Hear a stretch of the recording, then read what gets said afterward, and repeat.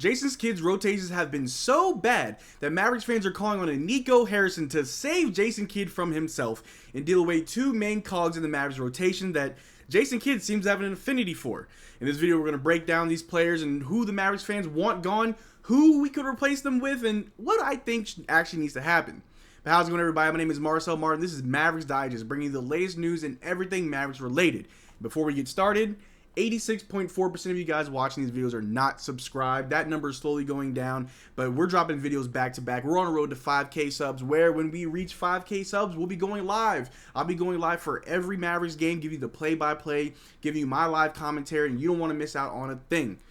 But, like I said in the intro, Mavericks fans are visibly upset over the last few games. I know we did beat the Raptors, but we lost 2 games prior to that, and just the other night, we did lose to the Boston Celtics, who best team in the league. Arguably, they are the best team in the East. You could say they're the best team in the league.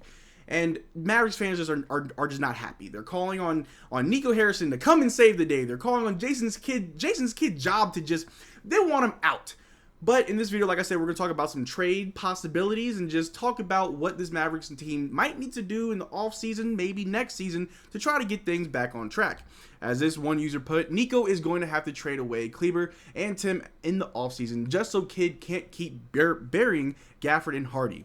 Kidd is the real limiting factor on this team. They have talent and depth, but is not being used to maximize impact. Instead, Kidd gets a legit backup center and decides to bury him in the depth chart. Kidd has a young talent in Hardy playing extremely well going into the All-Star break, and Kidd has him DNP and play garbage minutes since All-Star break. Kidd has historical not been a good coach. He's done well when teams have a budding superstar with little expectations, but once a team is supposed to be a playoff threat, they consistently underperform. Kidd in his last season with the Bucks went 23-22 when replaced with interim coach, went 21-16.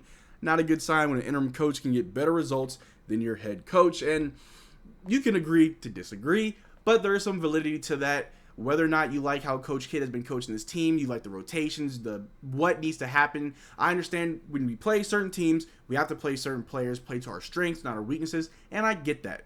But maybe a roster change needs to happen. I've seen a lot of Mavericks fans say, hey, whenever Maxey is available, for whatever reason, he gets more minutes over Gafford. We saw in the Raptors game, we didn't have Maxey available, and Gafford played very well, played good quality minutes.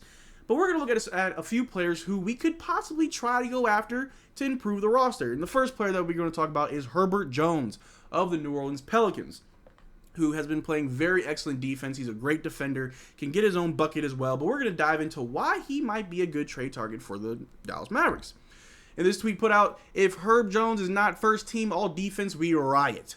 Arguably most responsibility of any perimeter defender, shuts down elite initiators and wings. Pels are 6th ranked defense predicted on not allowing guys into the paint, and he holds it down. Elite impact / event creation metrics. And if you know, you know. Herbert Jones, pretty good player for the New Orleans Pelicans, as I just pointed out. And he might be a trade target. I'm not sure if he's available, but put your tinfoil hats on with me and just take a walk with me and just look at a player who we have PJ Washington, who's a great wing defender who can get his own bucket. But imagine we have 2 of these guys. Someone that can start, someone come off the bench. Maybe you play him at the 2 and 3 to just bolster your wing defense. I'm not mad at it. I think Herbert Jones would be a great acquisition. And if you can move a Tim Hardaway Jr. or a Maxey Kleber, maybe throw in a 28 first round pick, possibly to go after a guy like this. It may pay dividends. You know, he's not a rookie, he's not a vet, but he's still still improving. He's not in his prime just yet, but he's still improving, and someone that we may need to take a look at. As you see from his stats right here, he's a 6'8" power forward and small forward, averaging 11 points a game, 3.6 rebounds, 2.4 assists, shooting 51% from the floor, 42% from 3, and 85% from the free throw line. He's a very efficient shooter, and like I said before, he is a great defender. Could be paired very well with PJ Washington if we had both those guys on the wings. Maybe not a first-round pick. Maybe a Tim Hardaway Jr., Maxey Kleber, and Josh Green.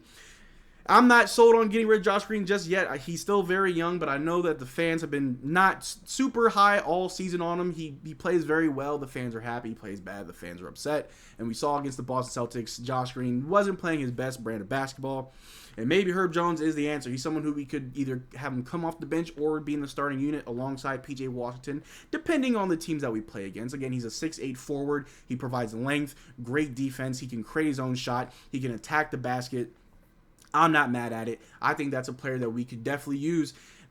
And again, we can't trade for him by right now, but to start the season in the offseason, in the summer, if we can make that trade happen, get him early so we can have the bulk of the next season to just integrate him into the system, get him used to the guys, build that chemistry, Herbert Jones could pay dividends.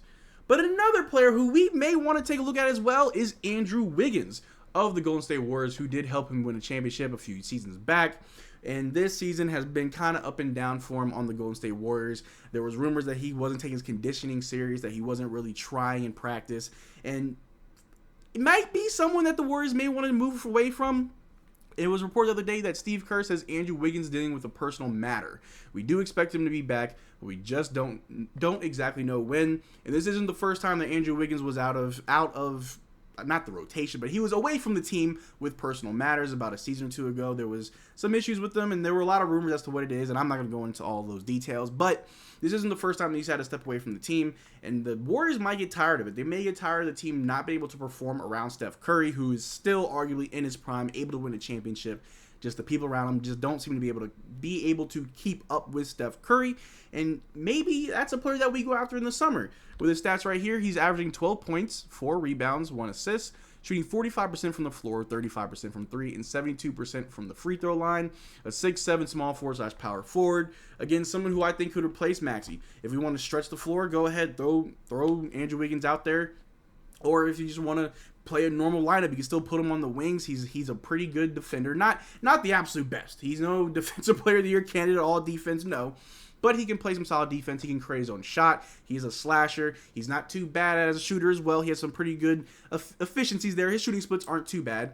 So Andrew Wiggins may be a player that we have to look for in the offseason as a potential trade target. If we could fleece him from the Warriors, use Tim Hardaway Jr. like, hey, Tim is the player you want, not Andrew. Let's just do a quick little swap 1-for-1, or maybe I'll throw in Kleba 2 to sweeten the deal. Because the Warriors, like I said, they still got Steph Curry, who's in his prime. He's ready to win more championships, and they don't want to waste that. And it doesn't look like they're looking to trade Steph to a contender. As it was reported during the trade deadline, apparently there was rumors or talks of potentially trading LeBron to the Warriors, or maybe Steph to the Lakers. Didn't go through, obviously, but if those rumors have any validity to it, that the Warriors are still trying to be competitive, they're still trying to help Curry win more chips and just do right by him. With Andrew Wiggins being away from the team yet again, he may not be a player that the Warriors are looking at long term. And if we just look at this comparison right now between Tim Hardaway Jr. and Andrew Wiggins does a lot of things much better than Tim. The shooting percentages are better. Tim shooting 36% from 3, while Andrew shooting 35%. He's shooting 81% from the free throw line, while Wiggins shoots 72%. And everything else is more so in Wiggins' favor. He's scoring more, rebounding more, assists more, steal more, block more. And his shot from the field, 44%, is better than Tim Hardaway's 41%. He was also an all-star and a champion. Just want to throw that in there as well. But maybe Andrew Wiggins is a player that we may want to look at in the offseason if made available through trade. I didn't take a look at his contract, so I'm not sure when he'll be a free agent. But it wouldn't hurt. It wouldn't hurt to try to just add something else to his roster just to have more options so we can really add more depth to the roster.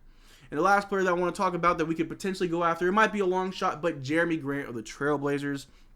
Ever since the Trailblazers had traded Damian Lillard to the Milwaukee Bucks, they're still just in purgatory. Bottom of the barrel team, not doing very well. Jeremy Grant might just be their best player, and I'm not sure what that trade package might have to look like. I'm sure picks would have to be involved.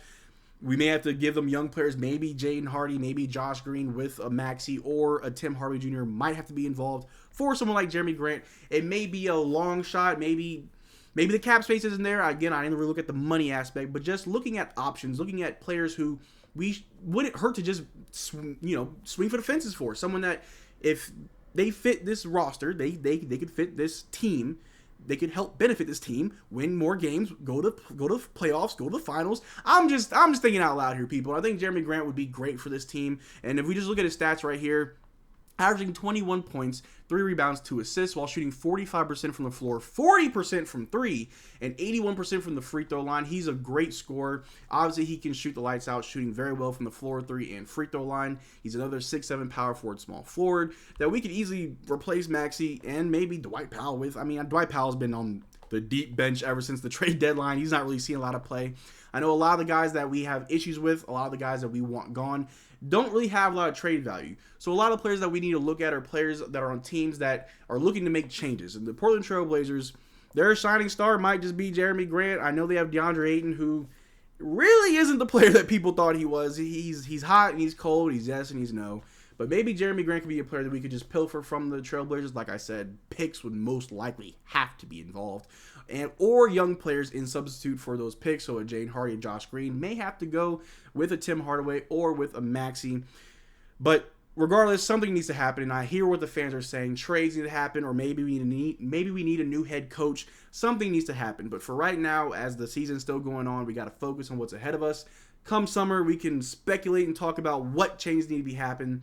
But you guys let me know in the comment section down below. Any of these players, stand out to you that I mentioned that you think that we should go after? Any good options you see? Or maybe there's a player that you think we should go after that I haven't talked about. You let me know in the comment section down below. You guys are the best for making this far.